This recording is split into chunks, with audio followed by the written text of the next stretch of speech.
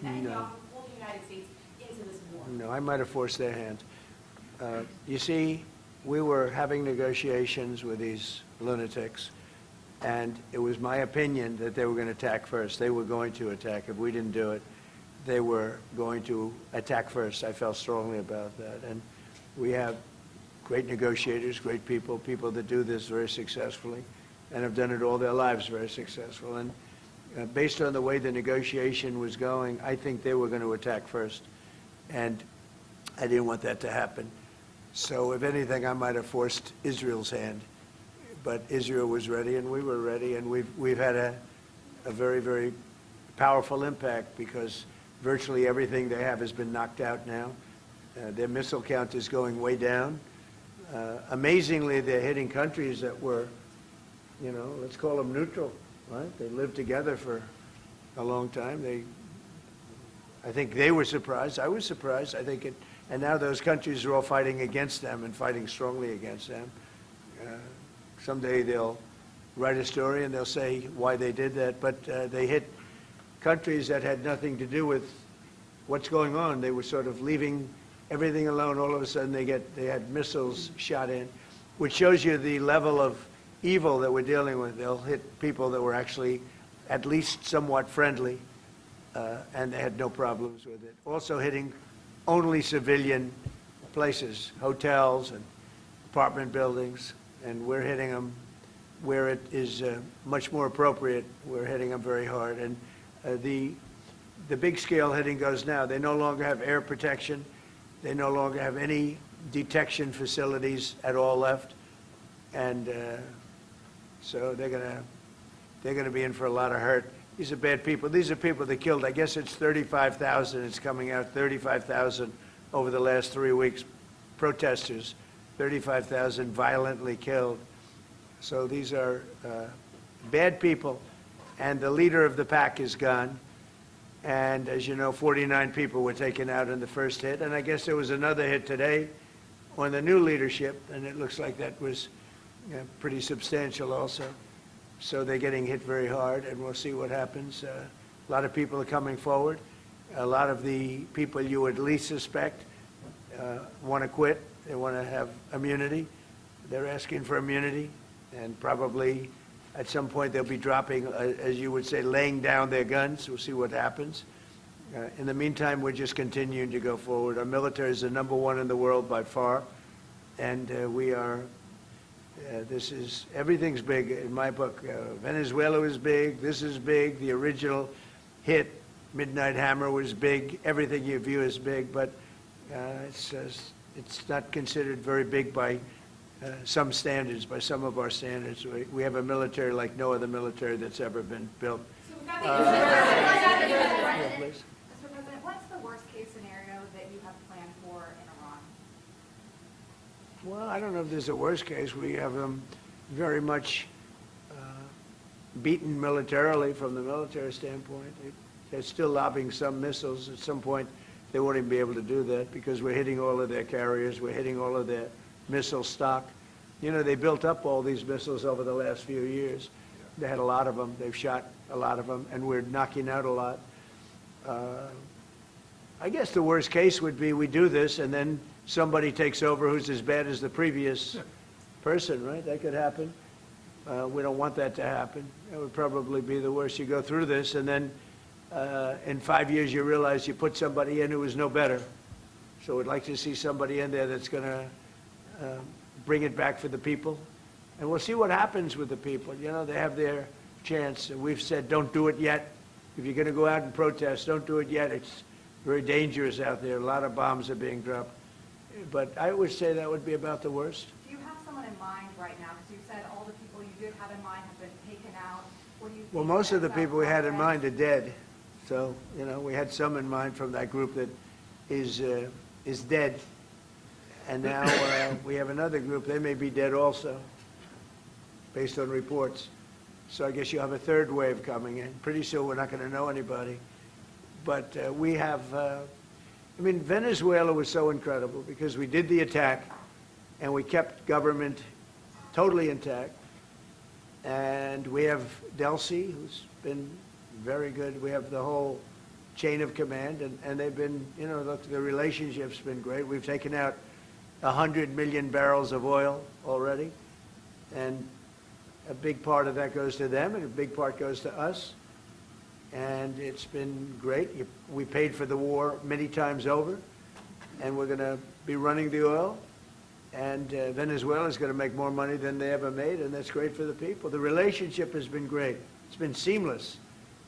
Nobody's actually ever seen anything like it. If you look at Iraq, where very stupidly everybody was fired, the generals were fired, the military was fired, the police were fired, the fire departments were fired, and all of the government workers were fired.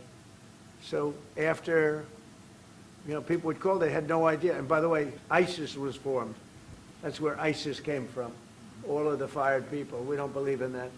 So we'll see what happens, but first we have to finish off the military. What do you think? Crown Prince Reza Pahlavi, is he an option at all in your mind? I guess he is. Some people like him, and we haven't been thinking about too much about that. It would seem to me that somebody from within maybe would be more appropriate. I've said that. He looks like a very nice person, but it would seem to me that somebody that's there, that's currently popular, if there's such a person. But we have people like that. We have people that were more moderate. These were radical lunatics, and you know what they get? They get nothing. All they do is kill people. Mr. President, what exactly was the imminent? You've asked, not your turn. Not your turn, please.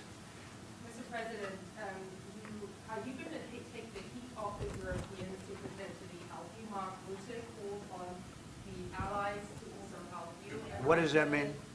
Well, you have to ask Mark Rutte if he said not as part of NATO, but to be helpful to you in this. Well, some of the European nations have been helpful, and some haven't. And I'm, very surprised. Germany's been great. He's been terrific. Others have been very good, terrific. I think that the head of NATO, Mark, is fantastic. Okay, Mark Rutte. I think he's fantastic. But some of the European, like Spain, has been terrible. In fact, I told Scott to cut off all dealings with Spain. Spain, first of all, it started when every European nation, at my request, paid 5%, which they should be doing. And everybody was enthusiastic about it, Germany, everybody. And Spain didn't do it.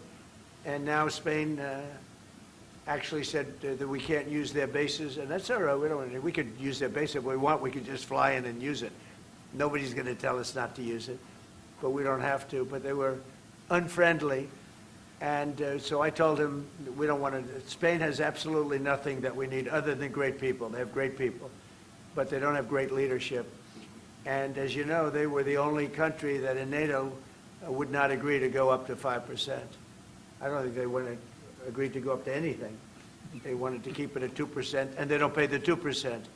So we're going to cut off all trade with Spain. We don't want anything to do with Spain. And I'm not, by the way, I'm not happy with the UK either. That island that you read about, the lease, okay, he made it for whatever reason, he made a lease of the island. Somebody came and took it away from him. And it's taken 3-4 days for us to work out where we can land there. It would have been much more convenient landing there as opposed to flying many extra hours.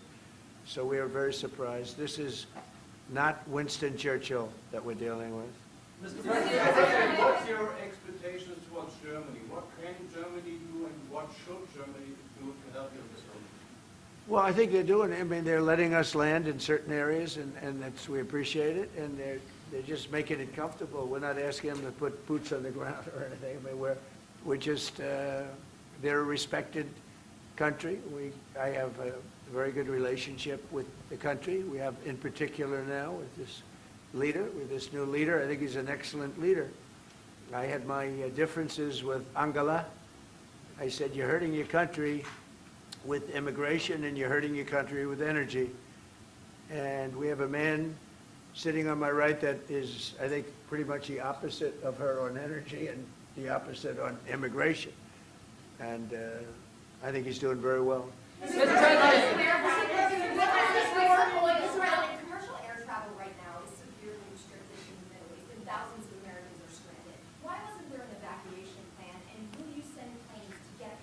Well, because it happened all very quickly. We thought, and I thought maybe more so than most, I could ask Marco, but I thought we were going to have a situation where we were going to be attacked. They were getting ready to attack Israel. They were getting ready to attack others. You're seeing that right now. And a lot of those missiles that are hitting in, those are stationary. Those were aimed there for a long period of time at these other countries. So I think I was right about that. We attacked first. And if we didn't, it could have been, you know, look, we're really decimating them. They're being decimated. And if we didn't, and by the way, we have massive amounts of ammunition. We have the high end. A lot of it was given away stupidly by Biden, very stupidly, for free. And I'm all for Ukraine, but they gave away a lot. As you know, when I give away ammunition, everybody pays for it. The European Union's paying for it. Then they can do what they want with it, but they are giving it, let's say, to Ukraine, and it's okay. But we gave away a lot of high-end, but we have plenty. But we have unlimited middle and upper ammunition, which is really what we're using in this war. And we have really an unlimited supply. We also have a lot of the very high-end stored in different countries throughout the world. We're literally storing it there, which is actually something that I insisted on in my first term. I rebuilt the military in my first term. The military is great. Unbelievable amount of ammunition, or munitions, as they say, we're given away to, you know, the Wall Street Journal incorrectly covered the story when they said that it was given away to the Middle East. Not to the Middle East, it was given away to Ukraine. Very little was given to the Middle East. Middle East would buy a lot, and some of the nations, because they're rich, they have a lot, but it was given away to Ukraine. And it just should have been done. Look, it's a war that should have never happened. If I were president, that war would have never happened. But we have a tremendous amount of munitions, ammunition, at the upper level, middle and upper level, all of which is really powerful stuff. Mr. President, a question to both of you. How worried are you that the rising prices for gas and oil are damaging the American economy, and also Mr. Chancellor? Yeah, do you want to go ahead? Yeah, sure. This is, of course, damaging our economies. This is true for the oil prices, and this is true for the gas prices as well. So that's the reason why we all hope that this war will come to an end as soon as possible, and we are hoping that the Israeli and the American army are doing the right things to bring this to an end and to have really a new government in place who is coming back to peace and freedom. Yeah. Something had to be done. And it's been 47 years. They've been killing people all over the world for a long time. They were the kings and fathers of the roadside bomb. Soleimani, we killed him last term. If we didn't, I think it might be a different story today. They would have been much stronger and smarter than they are. But they did the roadside bombs. 95% of the people lost their legs, arms, had their face wiped out, just wiped out. I've seen some young people that it's so sad to watch. And that was almost all, 95% comes from Iran, and with Soleimani. Soleimani loved his favorite weapon. He loved the roadside bomb. And when you see people walking around with no legs and no arms and a face that's been blown to hell, these people, what they have to go and the way they have to live, this is Iran. When you look at the barracks, the famous barracks, when you look at the hostages, when you look at a lot of hostages, when you look at all of the problems, they were really a purveyor of terror all over the world for many, many years. And it's something that had to be done, something. And I believe that if we didn't, because I see where Congress, you know, if I didn't do this, guys like Schumer, who are losers, the Democrats, they're losers. That's why they're not here. Guys like Schumer would say, well, you should have done this. In other words, if I did it, it's no good. If I didn't do it, they would have said the opposite, that you should have done this. But most people feel, I'll tell you what, I have never had more compliments on something I did. People felt it's something that had to be done. So if we have a little high oil prices for a little while, but as soon as this ends, those prices are going to drop, I believe, lower than even before.